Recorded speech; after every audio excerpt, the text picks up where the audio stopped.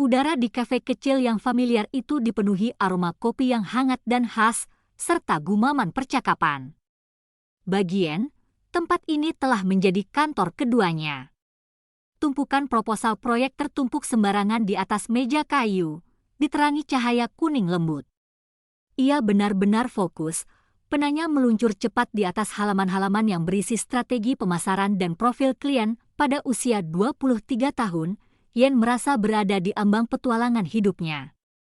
Tahun-tahun penuh mimpi dan ketidakpastian di masa studinya telah berlalu. Kini, ia adalah seorang karyawan komunikasi pemula di sebuah perusahaan periklanan muda yang dinamis di jantung Saigon. Setiap hari dipenuhi dengan tenggat waktu dan presentasi kreatif, tetapi ia merangkul kekacauan itu dengan semangat masa muda. Ia percaya sepenuh hati bahwa kerja keras adalah kunci universal, itu pasti akan membuka masa depan yang cerah dan sukses. Konsentrasinya terganggu oleh dering bel pintu yang lembut. Ia mendongak, lebih karena refleks daripada rasa ingin tahu, dan pandangannya terhenti. Itu dia. Hong, ia masuk bukan dengan energi yang riuh seperti rekan-rekan mudanya, tetapi dengan kehadiran yang tenang dan mantap yang sesaat membuat ruangan hening. Ia adalah kepala penjualan di perusahaan mitra, seorang pria yang dihormati bukan melalui volume suaranya, tetapi melalui keteguhan yang dalam dan tak tergoyahkan. Ini adalah pertemuan ketiga mereka di luar ruang rapat formal. "Apakah saya terlambat?" tanya Fong, suaranya dalam dan hangat, sesuai dengan sikapnya. Ia duduk di kursi di seberangnya, memberikan senyum kecil yang meminta maaf. "Tepat waktu," jawab Yen, merasakan kehangatan yang familiar bergetar di dadanya. "Saya sedang meninjau catatan klien untuk bagian terakhir." Kolaborasi mereka telah dimulai beberapa bulan yang lalu sebagai proyek kerja rutin. Dimulai dengan email formal, berlanjut ke panggilan telepon panjang untuk mengklarifikasi masalah, dan entah bagaimana berkembang menjadi sesi kerja larut malam seperti ini. Apa yang dulunya murni pekerjaan secara bertahap, hampir tak terasa, telah menjalin benang-benang hubungan pribadi saat mereka menunduk mempelajari dokumen, memperdebatkan keunggulan satu slogan kampanye dibandingkan slogan lainnya, yang tanpa sadar meliriknya. Ia terpikat oleh kecerdasan halus di mata hitamnya yang dalam dan penuh pertimbangan, yang seolah menyimpan kedalaman pengalaman yang jauh melampaui pengalamannya sendiri. Sikapnya selalu sopan, bahkan elegan, namun ada kualitas tenang dan pendiam dalam perilakunya yang tidak dapat ia pahami. Itu adalah misteri yang membuatnya penasaran. "Tehmu sudah dingin," Hong mengingatkannya dengan lembut, sambil mengangguk ke arah cangkirnya.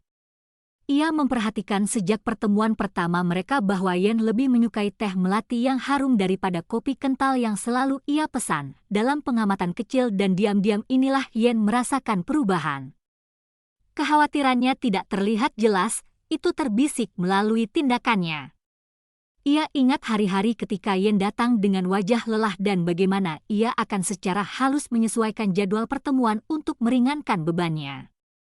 Suatu kali, ketika Yen cemas tentang presentasi yang akan datang, ia hanya meletakkan tangannya dengan kuat di belakang kursinya dan berkata, "Aku di sini. Jangan khawatir." 4 kata itu, saat itu, seperti jangkar di tengah badai kecemasan baginya, kisah cinta mereka tidak terungkap dengan kembang api dramatis seperti dalam drama televisi.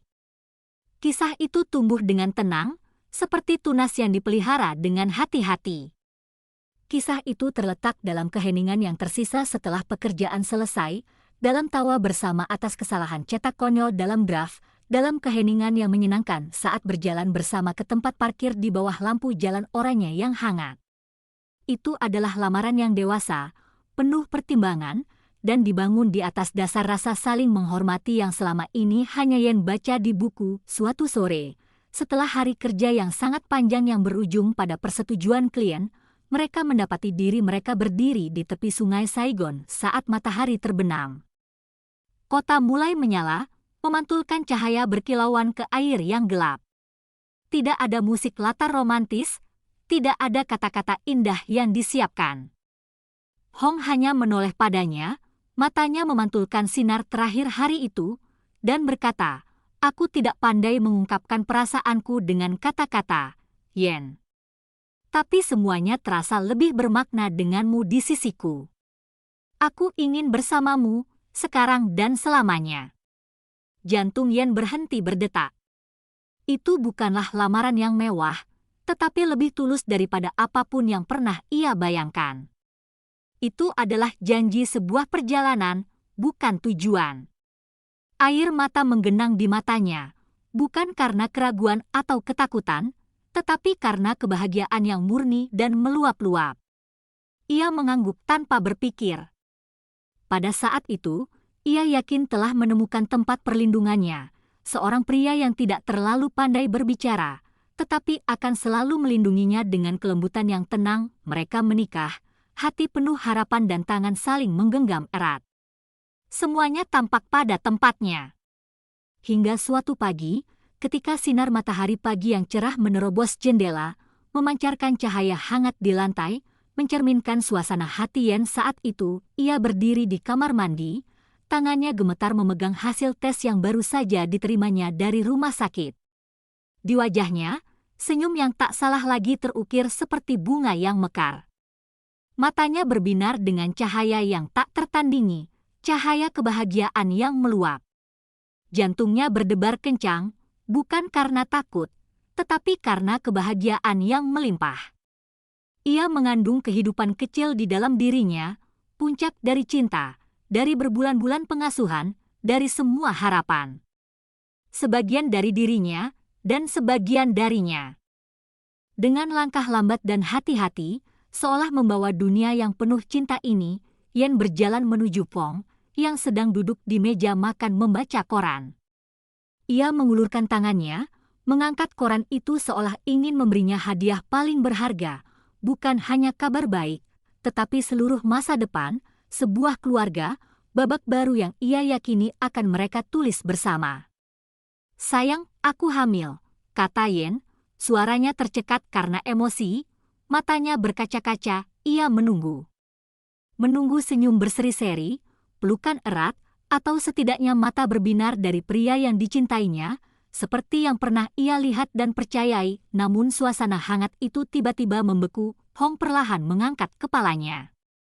Dan sebagai respons atas kegembiraannya yang meluap-luap, ia hanya menerima sebuah tatapan. Tatapan dingin, tanpa emosi, dan menusuk. Tidak ada sedikit pun kejutan. Tidak ada jejak kebahagiaan. Tatapannya seperti dinding es yang kokoh, tanpa emosi sama sekali. "Hancurkan itu." Suara Phong terdengar dingin, dipenuhi kekejaman yang belum pernah Yen kenal. Dunia cerah yang baru saja ia bangun di hatinya hancur berkeping-keping. 3 kata pendek itu menghantam dapur yang damai seperti pukulan palu. "Gugurkan." Yen mendengarnya, tetapi otaknya menolak untuk memprosesnya. Itu pasti ilusi, mimpi buruk yang tiba-tiba muncul di pagi harinya yang cerah. Apa yang kau katakan?"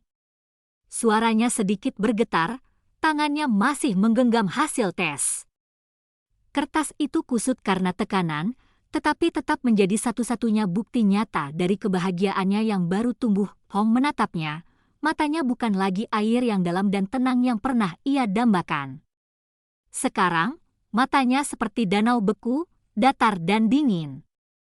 Ia bahkan tidak mengangkat alisnya. "Kau mendengarku dengan jelas. Aku bilang, gugurkan kehamilan itu. Seharusnya tidak ada." Setiap kata diucapkan dengan jelas, tepat seperti pisau yang memotong daging. Rasa sakit yang memilukan mulai menyebar dari dada Yen ke seluruh tubuhnya, sensasi mati rasa yang mematikan. Ia menggelengkan kepalanya, tangannya menggenggam kertas itu erat-erat seolah mencoba mempertahankan secercah harapan terakhir. "Tidak, ini tidak mungkin. Ini anakmu. Ini anak kita." Suaranya tercekat. "Kau tidak mungkin sekejam itu. Lihat, ini. Aku tidak perlu melihatnya." Hong menyela, suaranya datar dan tanpa emosi. "Aku tidak menginginkannya." Dia tidak pantas menjadi anakku. Apa yang terjadi malam itu hanyalah sebuah kesalahan. Kesalahan, seru Yen, air mata kini mengalir di pipinya.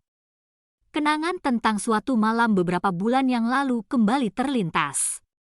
Itu adalah pesta untuk merayakan keberhasilan kontrak, di mana alkohol mengalir lebih banyak daripada yang bisa diungkapkan dengan kata-kata. Hong lebih mabuk dari biasanya, dan dalam keadaan mabuknya, dia telah melakukan kesalahan atau apakah itu disengaja? Dia memanggilnya dengan nama yang berbeda, nama yang kemudian Yen ketahui milik tunangannya yang telah lama dinikahinya dalam pernikahan yang diatur. Dia mencoba mendorongnya pergi, tetapi kekuatan dan kepanikannya tidak mengizinkannya. Keesokan paginya, dia bangun, menatapnya dengan tatapan aneh dan dingin, lalu pergi tanpa mengucapkan sepatah kata pun. Mereka tidak pernah membicarakannya lagi, dan Yen, yang dibutakan oleh cinta dan ketakutan kehilangannya, mengatakan pada dirinya sendiri bahwa itu hanyalah kecelakaan yang tidak menguntungkan. Hanya satu kesalahan, satu momen mabuk dan kau pikir kau punya hak. Hong melanjutkan, suaranya penuh penghinaan.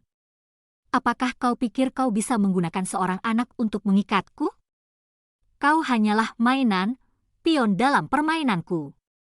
Dan sekarang, permainannya sudah berakhir. Tapi aku mencintaimu. Kita pernah memiliki segalanya.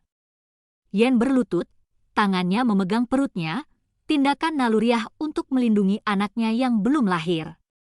Kumohon jangan ambil aku. Ini anak kita. Suaranya tercekat, patah, dipenuhi permohonan putus asa. Dia menatap Fong, berharap menemukan secercah kelembutan, sentuhan belas kasihan di mata yang pernah menjadi tempat perlindungannya, tapi yang ada hanyalah kedinginan. Cinta? Hong tertawa, tawa yang singkat, kering, dan dingin. Perasaan kekanak-kanakan. Aku sudah bertunangan sejak lama. Dialah yang pantas berada di sisiku, menjadi ibu dari anakku. Dan kau. Dia menatap Yen dari atas ke bawah, kau bukan apa-apa. Dan anak ini bahkan lebih tidak berarti. Singkirkan dia, sebelum aku terpaksa mengambil tindakan lain. Tindakan lain? Yen mendongak, matanya membelalak ketakutan. Kau apa yang ingin kau lakukan? Kau tidak boleh menyentuh anakku. Dalam sekejap keputusasaan dan amarah yang tak terkendali, Yen melompat berdiri. Kau sangat kejam. Bagaimana bisa? Dia juga darah dagingmu. Sebuah tamparan keras terdengar sebelum dia menyadarinya.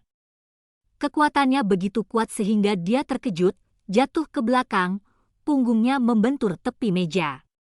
Sebuah tanda merah yang jelas muncul di pipinya yang pucat.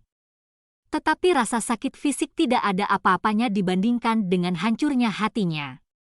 Ia menatap Fong, yang dulunya adalah seluruh dunianya, kini berdiri di sana dengan tangan tertunduk, wajahnya tanpa ekspresi. Kau suka menentangku? Suaranya kejam. Baiklah, simpan saja jika kau mau. Tapi ingat ini, aku tidak butuh anak kotor ini. Dan kau, jangan pernah muncul di hadapanku lagi. Ia berbalik, langkah kakinya yang dingin dan tegas bergema di lantai sebelum menghilang di balik pintu. Pintu yang terbanting itu seolah kembali memakukan penolakannya ke hatinya, apartemen itu menjadi sunyi senyap. Yen duduk di lantai keramik yang dingin, menutupi wajahnya dan menangis tak terkendali. Rasa sakit, penghinaan, perasaan dikhianati, dan kebencian pada dirinya sendiri melonjak seperti tsunami, menelannya dalam kegelapan. Ia telah percaya, mencintai dengan hati yang polos, dan sekarang ia harus membayar harganya dengan luka yang mungkin tak akan pernah sembuh, namun di tengah air mata yang pahit, sebuah pikiran terlintas di benaknya. Secercah naluri keibuan. Ia menunduk melihat perutnya, tangannya gemetar saat meletakkannya di sana. Di sana, ada kehidupan kecil, polos di tengah tragedi ini. Ia tidak pantas mengalami nasib yang sama. Malam itu, di bawah lampu jalan yang dingin yang menyinari jendela, Yen diam-diam berdiri. Ia menyeka air matanya, meskipun matanya masih merah dan bengkak. Ia melihat sekeliling apartemen, yang dulunya penuh kenangan, kini hanya penjara kenangan menyakitkan. Ia tahu ia tidak bisa tinggal. Ia tidak bisa membiarkan Fong tahu bahwa ia masih mengandung bayi itu. Ia tidak bisa membiarkan anaknya tumbuh dengan rasa jijik dari ayahnya sendiri. Dengan ketenangan aneh yang berasal dari keputusasaan yang mendalam, ia mulai berkemas. Hanya beberapa pakaian penting, dokumen penting, dan semua tabungannya yang sedikit. Ia tidak mengambil apapun yang diberikan Fong kepadanya. Ia ingin memutuskan hubungan sepenuhnya. Sebelum pergi, ia berdiri di depan cermin, menatap wanita kurus dan pucat dengan bekas merah di pipinya. Mulai sekarang, bisiknya pada diri sendiri, suaranya serak namun tegas, hanya akan ada ibu dan anak. Aku berjanji akan melindungimu, apapun risikonya. Ia berjalan keluar dari apartemen, menutup pintu di belakangnya. Tidak ada ucapan perpisahan. Hanya sebuah rahasia yang tersisa, rahasia dua nyawa kecil yang tidak akan pernah diketahui Fong, dan tekad yang tak tergoyahkan. Ia dan anak-anaknya akan bertahan hidup, dan suatu hari nanti, ia akan kembali, bukan sebagai gadis lemah seperti dulu, tetapi dengan kekuatan yang akan membuat Fong membayar semua kesalahannya. 7 tahun. Waktu yang cukup lama bagi luka untuk sembuh menjadi bekas luka, cukup lama bagi seorang gadis untuk menjadi wanita yang sama sekali berbeda. Di Bandara Internasional Tan San Hat, penampilan ibu dan kedua anaknya menarik perhatian semua orang.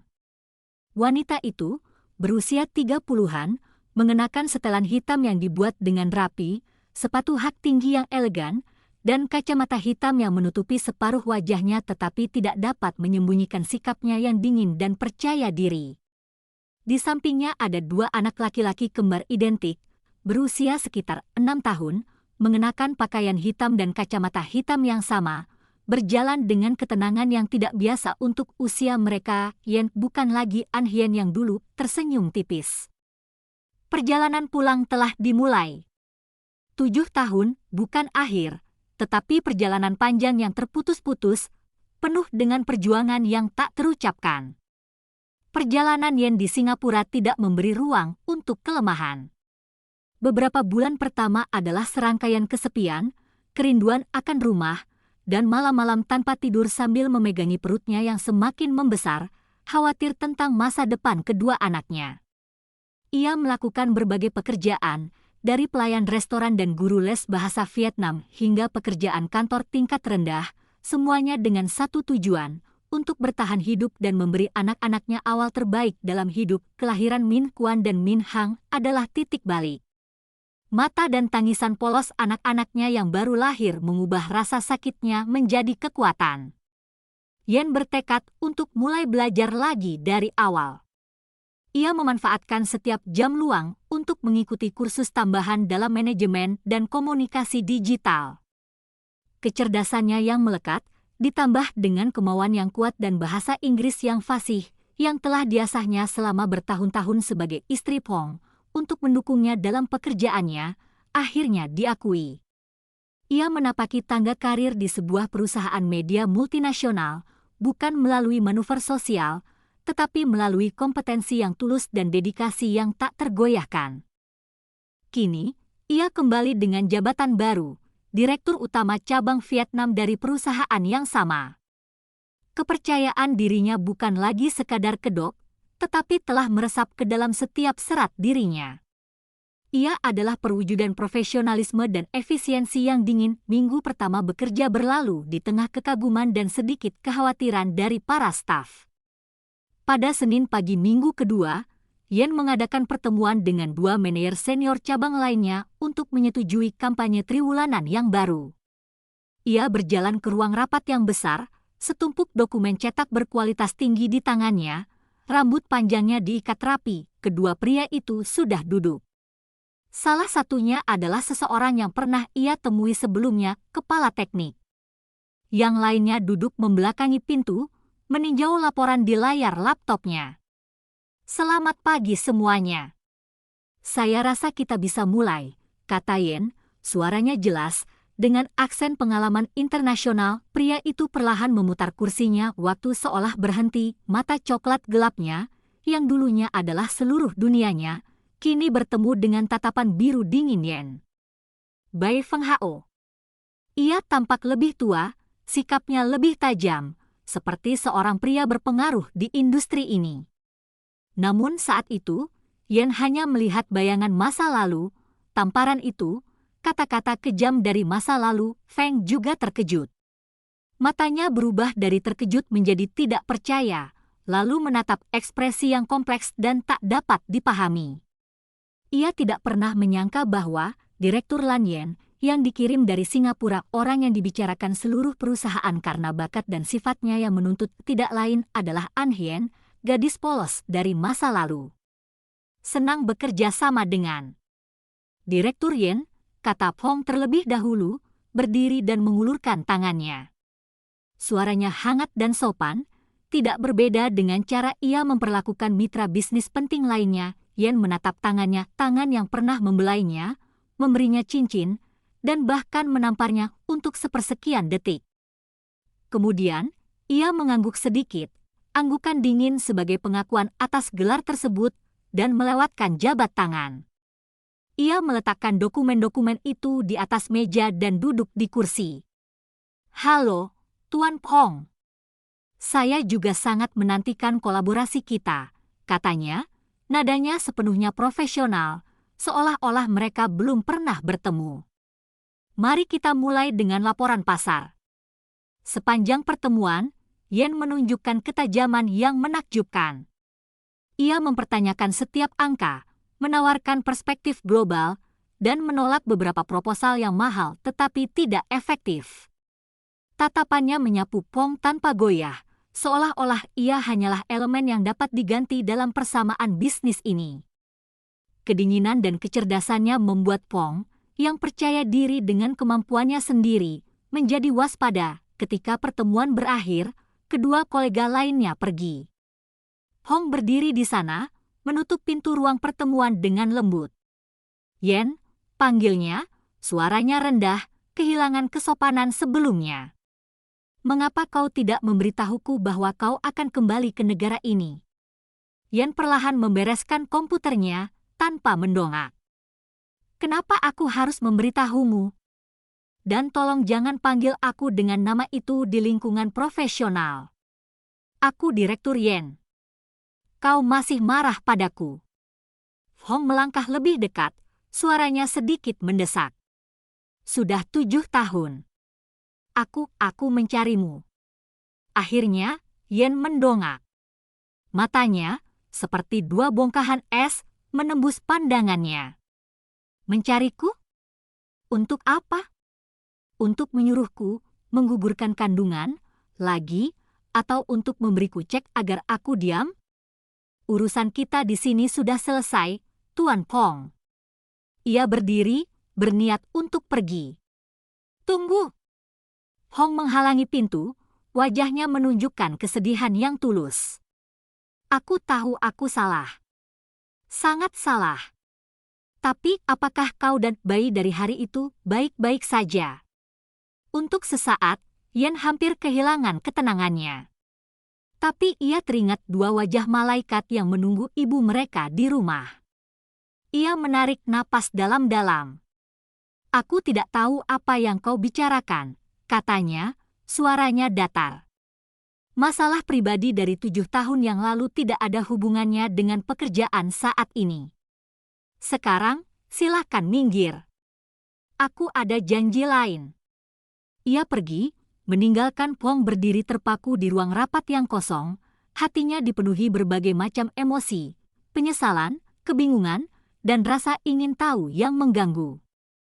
Ia telah membayangkan pertemuan kembali mereka berkali-kali, tetapi tidak seperti ini.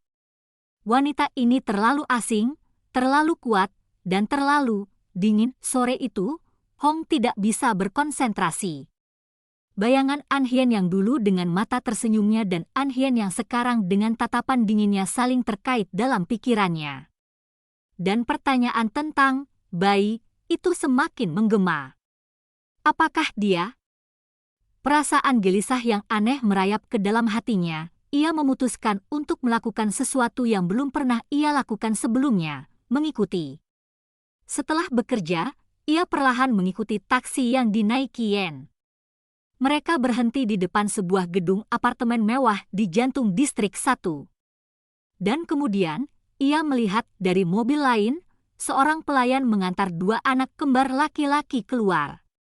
2 anak, sekitar 6 tahun, mengenakan seragam sekolah internasional, memiliki wajah tampan dan sesuatu tentang mereka membuat jantung Pong berdebar kencang. Min Kuan sedang berbicara dengan adik laki-lakinya, mengerutkan kening dengan serius. Kerutan itu, cara mengerutkan alisnya, mengapa terasa begitu familiar. Yen keluar dari taksi, wajahnya langsung berseri-seri dengan senyum lembut yang belum pernah dilihat Hong selama 7 tahun. Ia memeluk kedua anak itu, mencium pipi masing-masing. Pada saat itu, Hong Ho, sang sutradara yang tenang dan dingin, merasa dunianya berputar. Sebuah hipotesis yang menakutkan, disertai dengan harapan yang gila, secara bersamaan terlintas di benaknya. Mungkinkah? Pikiran tentang kedua anak itu menghantui Pong sepanjang malam. Keesokan paginya, ia pergi ke perusahaan dengan tekad untuk menjalankan rencana yang bahkan ia sendiri anggap berani, mendekati mereka. Ia tahu Yen tidak akan pernah mengizinkannya, jadi ia harus bertindak saat Yen tidak ada. Setelah seharian penuh upaya yang gagal di tempat kerja, Hong pulang lebih awal. Ia mengendarai mobil ke sekolah internasional tempat kedua anak itu bersekolah, memarkir mobil di sudut yang terpencil. Ketika bel sekolah berbunyi, sekelompok siswa berhamburan keluar. Jantungnya berdebar kencang ketika melihat kedua anak kembar itu keluar. Ransel mereka berat, tetapi langkah mereka percaya diri dan bangga. Saat itu juga, tali ransel Min Kuan terlepas. Ia membungkuk, mencoba memperbaikinya tetapi tidak bisa. Wajahnya menunjukkan rasa frustrasi yang jelas. Ini adalah kesempatannya. Hong melangkah maju, membungkuk hingga sejajar dengan anak laki-laki itu. Bolehkah saya membantumu? Min Kuan mendongak, tatapan waspadanya menyapu setelan mahal dan wajah Fong. Sebuah kesadaran tiba-tiba muncul padanya. Kamu lagi? Kamu dari perusahaan ibuku. Kenapa kamu selalu di sini? Pertanyaan tajam dari anak berusia 6 tahun itu mengejutkan Fong. Ia tersenyum, mencoba terlihat ramah. Aku lewat dan melihat kalian kesulitan. Ini sudah diperbaiki sekarang. Ia mengembalikan tas ransel itu. Min Kuan mengenakan tas ransel dan mencoba menarik talinya. Terima kasih, katanya, tetapi nadanya tidak terlalu antusias. Ia menarik tangan Min Hang, berniat untuk pergi. Tunggu, Hong cepat menghentikan mereka. Aku lihat kalian berdua terlihat lapar. Ibu kalian mungkin akan pulang larut malam. Mau aku traktir kalian makan? Ada toko es krim Italia yang enak banget di dekat sini. Min Hang, yang lebih bersemangat, matanya berbinar. Es krim? Tapi ibuku bilang aku tidak boleh pergi dengan orang asing. Ibu juga bilang kita harus berterima kasih kepada orang-orang atas bantuan mereka. Hong mengingatkan dengan lembut, pandangannya tertuju pada Min Kuan. Min Kuan menatap langsung ke mata Fong, ekspresinya luar biasa serius. Ibuku bahkan mengajariku, orang yang membantumu belum tentu baik. Kamu harus selalu waspada, jangan sampai diserang dari belakang. Kata-kata itu seperti pisau dingin yang menusuk harga diri dan penyesalan Fong. Dia menyadari bahwa didikan Yen telah mengubah kedua anak ini menjadi pejuang muda, selalu waspada. Aku tidak bermaksud jahat, Hong mencoba menjelaskan, suaranya lebih tulus. Hanya saja, aku merasa kalian berdua sangat sopan dan lucu. Oke, jika kalian tidak ingin makan, bisakah kalian memberitahuku nama kalian? namaku Pong. Min Kuan dan Min Hang saling bertukar pandang. Aku Kuan. Dan ini Hang, adikku, jawab Min Kuan singkat. Aku harus menunggu ibuku sekarang. Kalian sebaiknya pergi. Hong mengangguk, tak sanggup mendesak lebih jauh. Ia mundur selangkah, tetapi matanya mengikuti kedua anak laki-laki itu sampai Yen muncul. Melihatnya memeluk mereka dengan penuh kasih sayang, rasa sakit dan kecemburuan yang aneh muncul di dalam dirinya. Beberapa hari kemudian, kesempatan kedua muncul. Hong memperhatikan Yen memiliki jadwal pertemuan sore itu. Ia pergi ke sekolah lagi. Kali ini, ia lebih proaktif. Anak-anak, ini aku lagi, Hong tersenyum sambil mengangkat kantong kertas dari toko roti terkenal. Aku membeli beberapa kue sus. Kalian mau mencicipinya? Kita bisa duduk di bangku di sana. Min Hang tergoda oleh camilan itu, tetapi Min Kuan tetap menjadi tameng. Ibuku akan segera datang. Aku tahu. Kami hanya makan sambil menunggu, kata Hong dengan sabar. Akhirnya, dengan bujukan manis dan pertanyaan cerdas tentang sekolah dan hobi, ia perlahan-lahan meruntuhkan pertahanan awal Min Hang. Bocah itu mulai menjawab, bahkan tertawa ketika Fong menceritakan kisah-kisah lucu tentang perusahaan. Min Kuan tetap diam, mengamati dengan mata yang cerah dan waspada. Ketika Fong dengan santai bertanya, "Jadi, apakah ayahmu sering menjemputmu?" Suasana tiba-tiba menjadi tegang. Min Kuan langsung menjawab, suaranya sedingin es, "Ayah kami sudah meninggal. Bahkan sebelum kami lahir." Kata-kata itu seperti pukulan di wajah. Hong menjadi pucat. "Paman, maafkan aku. Aku tidak tahu, tidak apa-apa," kata Min Kuan sambil berdiri. "Terima kasih untuk kuenya. Tapi lain kali, Paman tidak perlu membeli apapun untuk kami. Ibuku mengajariku untuk tidak menerima hadiah dari orang asing." Saat itu juga, mobil Yen melaju kencang. Ia keluar, wajahnya pucat pasi melihat Hong duduk bersama anak-anak. Kemarahan berkobar di matanya. "Apa yang kau lakukan pada anak-anakku?" Suaranya melengking, dipenuhi kepanikan dan amarah. Ia berlari ke depan, menarik kedua anak itu di belakangnya, seperti induk harimau yang melindungi anak-anaknya. "Tenang, aku hanya..." Hong berdiri, mengulurkan tangannya untuk menunjukkan bahwa ia tidak berbahaya. "Hanya apa?" Yen menyela, matanya merah padam. "Kau berani mengikuti mereka? Kau berani mendekati mereka? Apalagi yang kau inginkan? Apalagi yang ingin kau ambil dariku? Aku ingin melihat anak-anakku. Aku berhak untuk tahu." Hong juga mulai kehilangan kendali, suaranya semakin keras. "Benar." Yen mencibir, suara yang pahit dan menyakitkan. "Kau telah melepaskan semua hakmu sebagai ayah sejak kau menyuruhku untuk menggugurkan kandungan. Apakah kau pikir membeli beberapa kue dan mengucapkan beberapa kata manis dapat menghapus semuanya? Kau orang asing yang berbahaya bagi mereka. Jangan pernah mendekati anak-anakku lagi."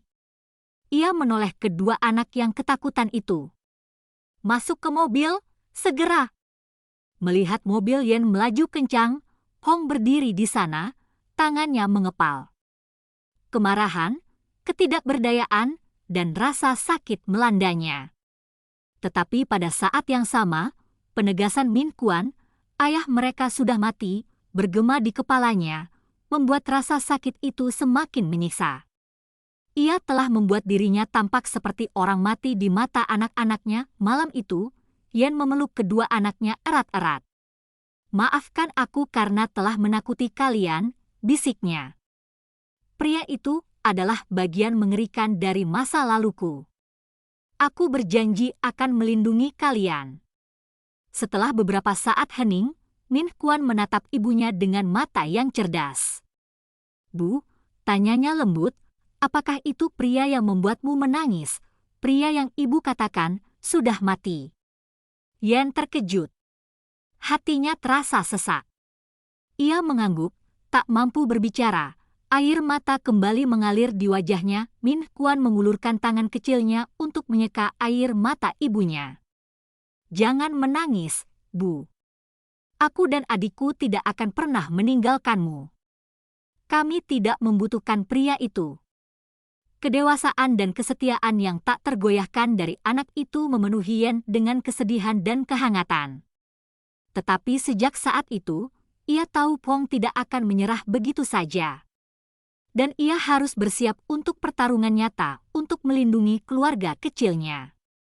Dinding es di antara mereka kini telah menjadi benteng, dan Pong baru saja melepaskan tembakan pertama. Insiden di sekolah itu menjadi titik balik yang jelas. Yen memerintahkan kantor untuk menjadwal ulang rapat, mempekerjakan seorang pembantu rumah tangga tambahan yang terpercaya hanya untuk menjemput dan mengantar anak-anak, dan sepenuhnya memutuskan semua komunikasi yang tidak perlu dengan Pong di perusahaan. Ia menjadi lebih dingin dan lebih jauh dari sebelumnya, seperti seorang jenderal wanita yang mempertahankan bentengnya, namun Pong bukanlah tipe orang yang mudah menyerah. Penolakan Yen dan pernyataan Min Kuan bahwa ayah sudah meninggal tidak membuatnya patah semangat. Sebaliknya, hal itu justru memicu tekadnya yang kuat untuk membuktikan bahwa mereka salah.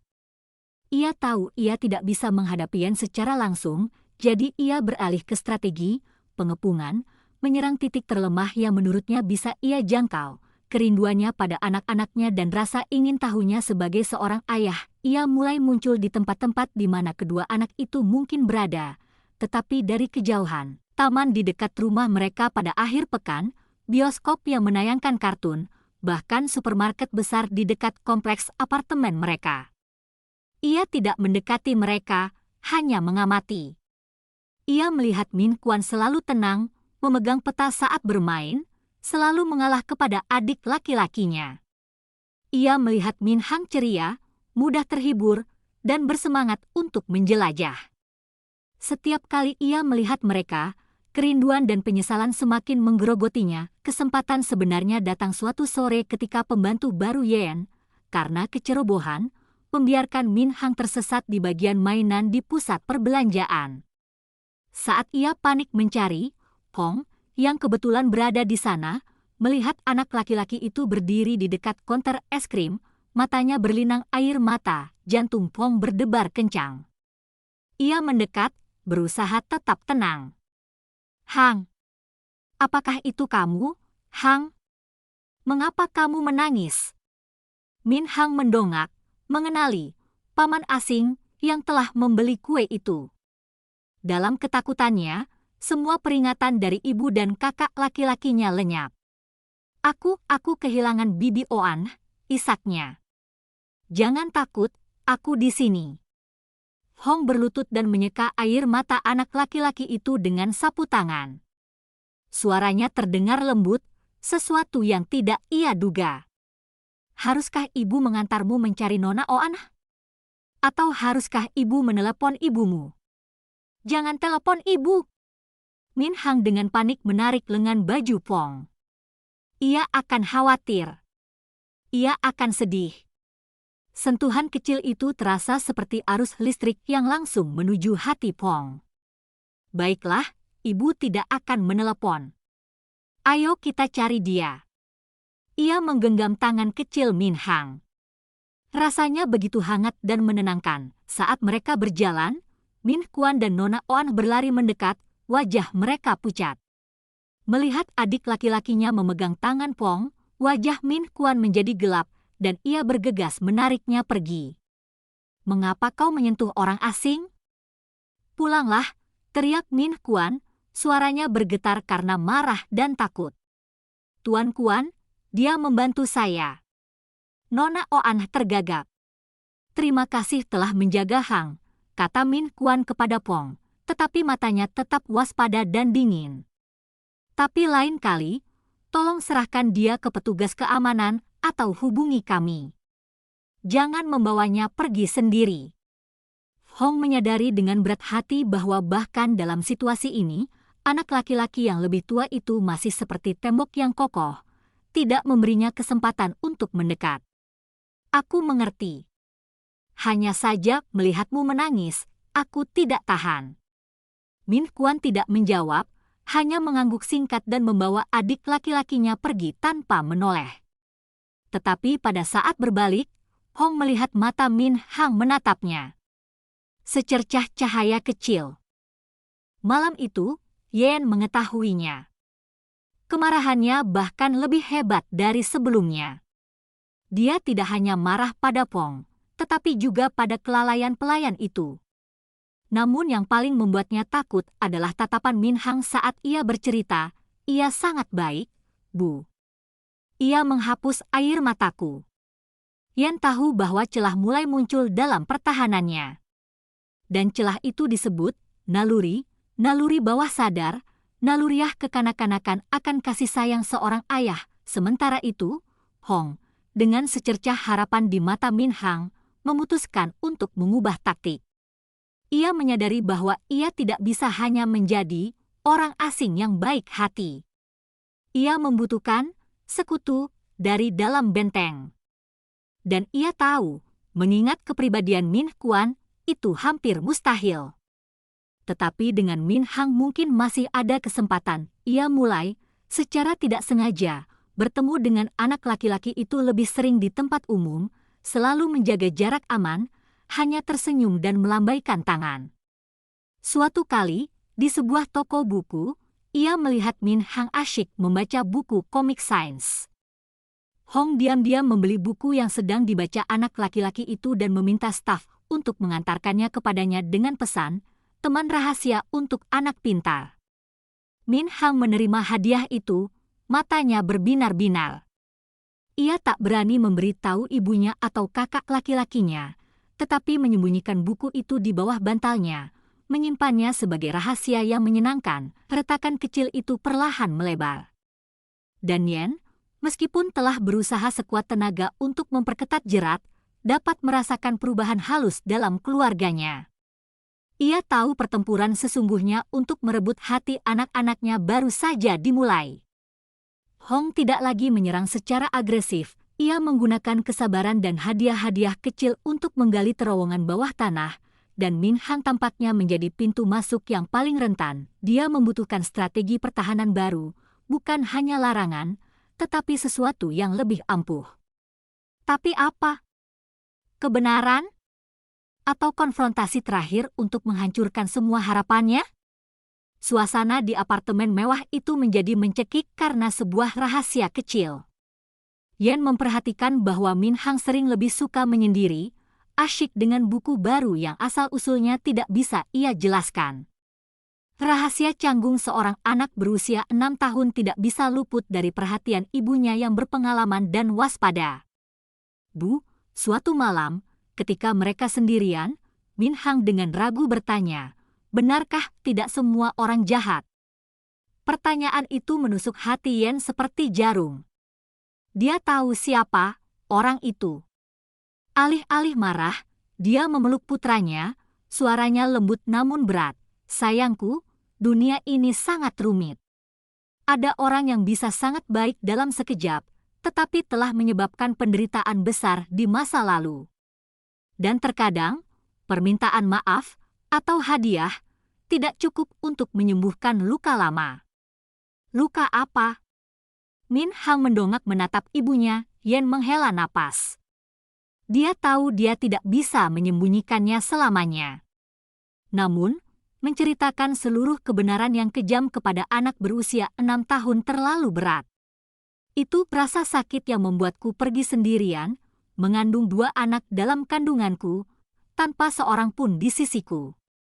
Itu adalah rasa takut, kesepian, dan air mata yang telah lama kutumpahkan untuk kalian semua." Min Hang terdiam, matanya yang besar dan bulat berkaca-kaca. Ia memeluk ibunya erat-erat. "Aku tidak ingin kau menangis. Aku tidak ingin kau terluka." Sementara itu, Hong merasakan konflik batin yang jelas. Kerinduan untuk menjadi seorang ayah dan ketakutan kehilangan kesempatan itu saling bertentangan. Tindakannya yang diam-diam memberikan buku-buku itu membuatnya merasa picik dan tidak berarti. Ia menginginkan pengakuan resmi, ingin berdiri di hadapan mereka dan berkata, "Aku ayahmu." Namun ia tahu itu akan berarti pertempuran brutal dengan Yen, dan bahkan mungkin akan menjauhkan kedua anak itu, terutama Min Kuan. Jalan yang ia tempuh adalah benang tipis antara harapan dan bencana. Titik balik terjadi pada suatu akhir pekan. Yen membawa anak-anaknya ke pameran sains anak-anak. Dan, seolah-olah karena takdir yang ironis, Hong juga ada di sana, ditemani oleh seorang rekan bisnis dan putra kecil rekan bisnisnya. Jarak antara kedua keluarga, jika bisa disebut demikian, hanya 1 stan. Min Hang melihat Hong terlebih dahulu.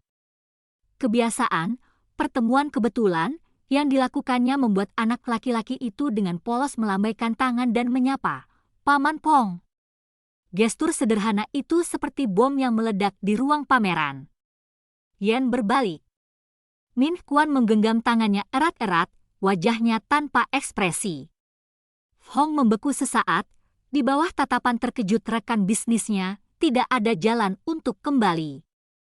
Hong meminta maaf kepada rekan bisnisnya dan berjalan ke arah mereka dengan langkah berat. "Yen, apakah kau dan anak-anak juga di sini?" "Itu bukan urusanmu," kata Yen, suaranya dingin, mencoba menarik anak-anak itu pergi. Tetapi Min Hang berhenti, matanya dengan penasaran beralih antara ibunya dan paman itu. "Aku tahu." Hong menarik napas dalam-dalam, memutuskan untuk mengambil risiko. "Tapi bolehkah aku berbicara dengan anak-anak sebentar?" "Hanya 1 menit. Di sini, di depanmu." Yen ingin menolak, tetapi tatapan Pong tidak lagi mengancam atau menantang, melainkan permohonan yang putus asa. Ia menunduk menatap kedua anaknya. Min Kuan mengangguk dingin, seolah berkata, "Biar aku yang menanganinya."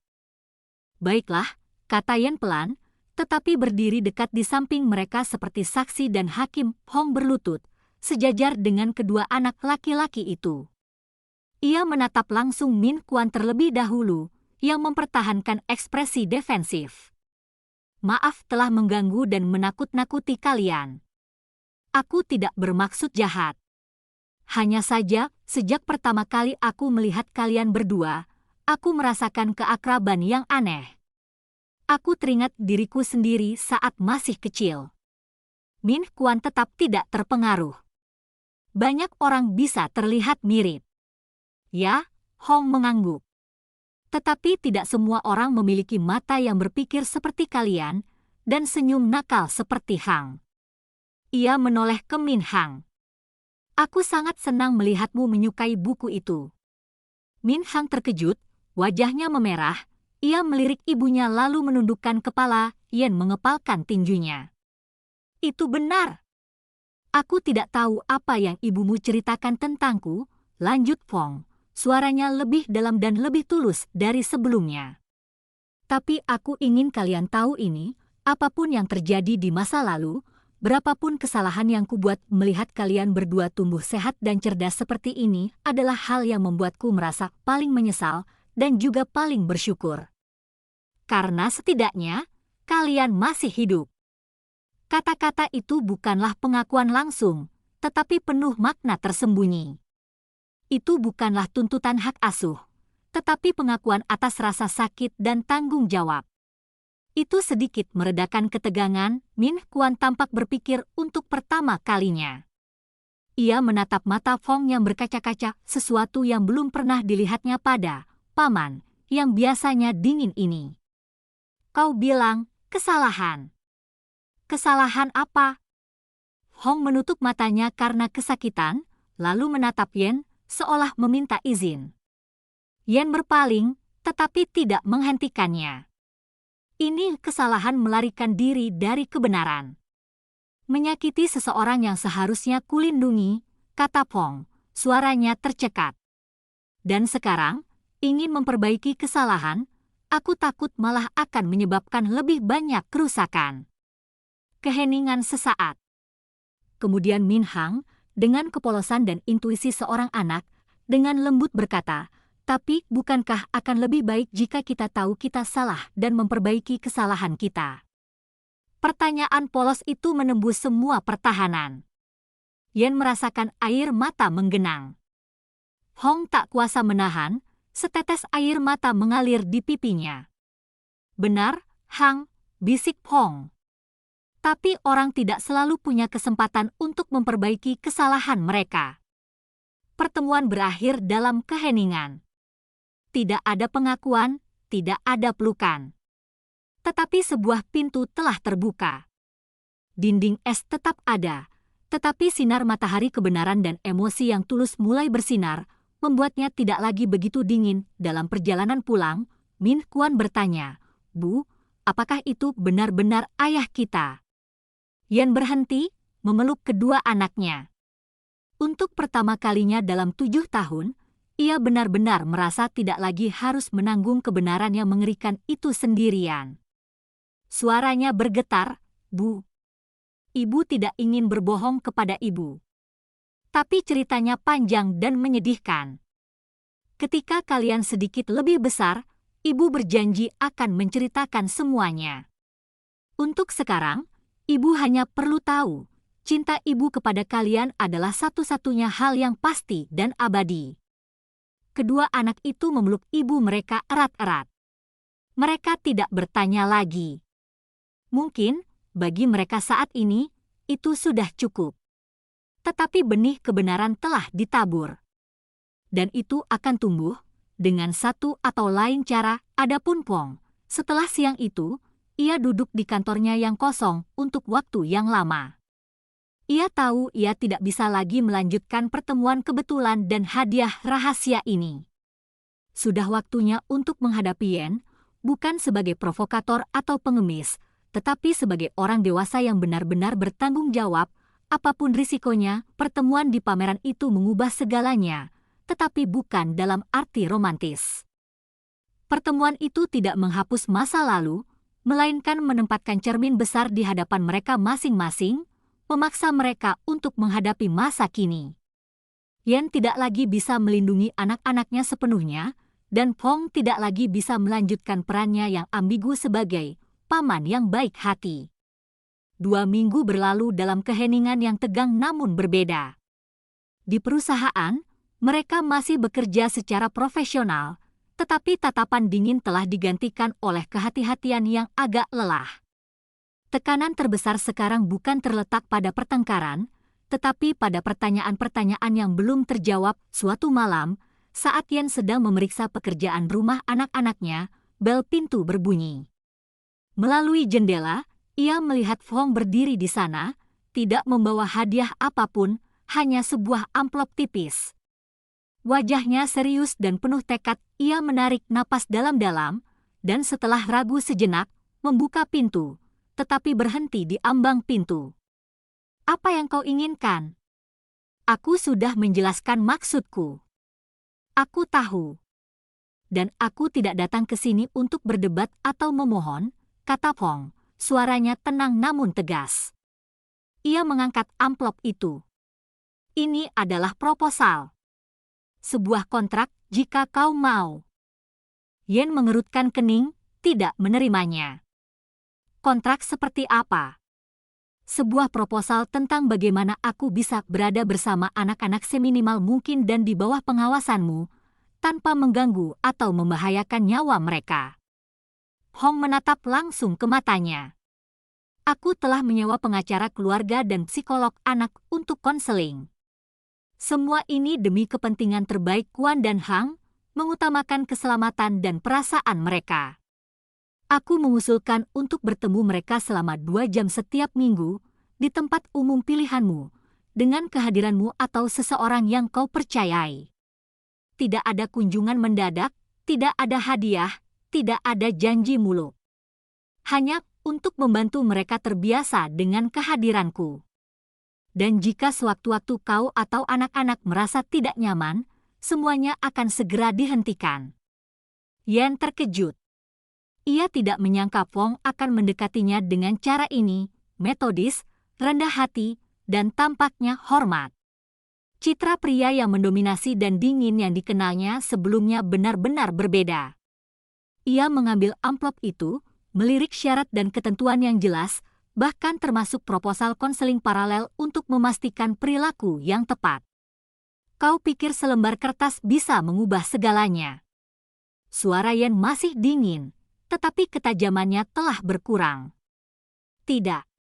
Tapi ini adalah komitmen tertulis atas niatku. Aku tahu aku harus membuktikannya dengan tindakan dalam jangka waktu yang sangat panjang. Ini baru permulaan, dan menurutku ini adalah hal yang paling adil untuk semua orang, terutama untuk anak-anak. Hong menghela napas. Yen, aku tidak meminta maaf kepadamu. Itu terlalu berlebihan. Aku hanya meminta kesempatan untuk melakukan sesuatu yang benar, sekecil apapun. Untuk mereka. Matanya, ketika ia menyebutkan anak-anak, menyimpan rasa sakit dan kerinduan yang begitu tulus sehingga Yen tidak bisa mengabaikannya. Ia menatap amplop itu, lalu ke apartemen, tempat tawa anak-anak bergema. Ia teringat kata-kata Min Hang, bukankah akan lebih baik jika kau tahu kau salah dan mencoba memperbaikinya? Akan kupertimbangkan, akhirnya ia berkata, suaranya melembut. Dan aku akan meminta pendapat Kuan dan Hang. Keputusan akhir ada di tangan mereka. Itulah yang kuharapkan. Hong mengangguk, secercah cahaya terpancar di matanya yang gelap. Terima kasih sudah mendengarkan. Percakapan dengan anak-anak adalah salah satu pengalaman tersulit Yen. Ia menyampaikan usulan Hong senetral mungkin.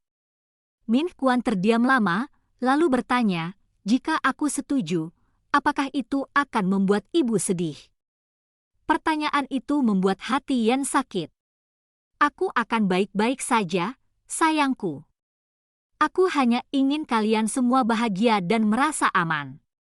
Min Hang tampak lebih antusias, tetapi juga ragu-ragu, dia tidak akan tiba-tiba menghilang lagi, kan? Akhirnya, dengan persetujuan ragu-ragu dari Min Kuan, aku akan mencoba. Tetapi jika tidak berhasil, aku akan berhenti, dan rasa ingin tahu Min Hang. Yen mengirim email singkat kepada Pong, kami setuju untuk percobaan 1 bulan, sesuai dengan ketentuan yang tercantum. Minggu pukul 3 sore, di Perpustakaan Umum Pusat, lantai anak-anak. Aku akan hadir. Minggu pertama terasa canggung. Suasananya tegang. Hong tiba tepat waktu, berpakaian sederhana. Ia tidak memaksa, hanya menyapa mereka dengan lembut dan duduk di sudut, menawarkan untuk membaca bersama mereka. Yen duduk agak jauh, mengamati setiap gerak-gerik mereka. Ia dengan sabar menjawab pertanyaan-pertanyaan ilmiah Min Hang dan menghormati keheningan Min Kuan. 2 jam berlalu tanpa insiden, hanya bisikan tentang buku dan beberapa tawa kecil dari Min Hang. Kemudian datang minggu kedua, ketiga. Perlahan-lahan, ketegangan mereda. Hong belajar memahami kepribadian setiap anak, dengan sabar mendengarkan Min Kuan menganalisis suatu masalah, dan dengan gembira merakit model kecil bersama Min Hang. Ia tidak pernah melampaui batas, tidak pernah mencoba menyuap atau berbicara buruk tentang Yen. Tindakannya berbicara banyak, ketekunan, rasa hormat, dan kasih sayang yang terkendali dengan hati-hati sebulan berlalu. Pada pertemuan terakhir bulan itu, ketika kelas usai, Min Kuan tiba-tiba menoleh ke Fong dan berkata, minggu depan, kita akan mengadakan pertunjukan di sekolah. Jika kamu luang, maukah kamu datang dan menonton? Undangan yang tak terduga itu, kecil namun sangat berpengaruh. Fong menatap Yen, meminta izin. Setelah beberapa saat hening, Yen mengangguk. Itu anggukan kecil, tetapi menandai pergeseran pertama dalam tembok pertahanannya. Pada pertunjukan itu, Hong duduk di barisan belakang, jauh. Tetapi ketika Min Kuan menyelesaikan presentasinya dengan percaya diri dan Min Hang menampilkan tarian lucu, matanya berbinar dengan kebanggaan yang tak terbantahkan. Dari jauh, Yen menangkap tatapan itu.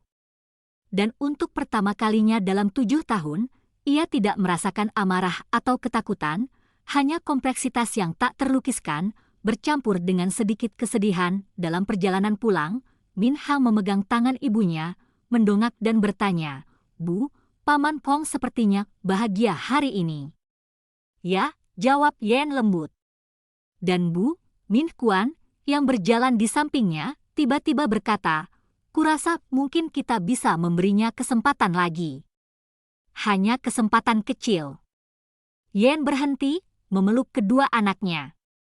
Ia tahu perjalanan ini panjang.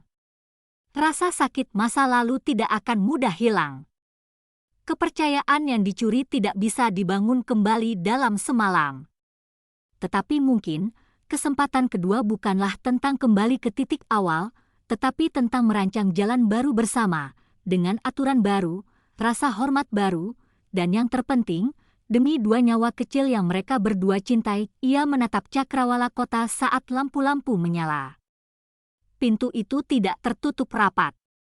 Pintu itu sedikit terbuka, dengan sangat hati-hati dan penuh pertimbangan.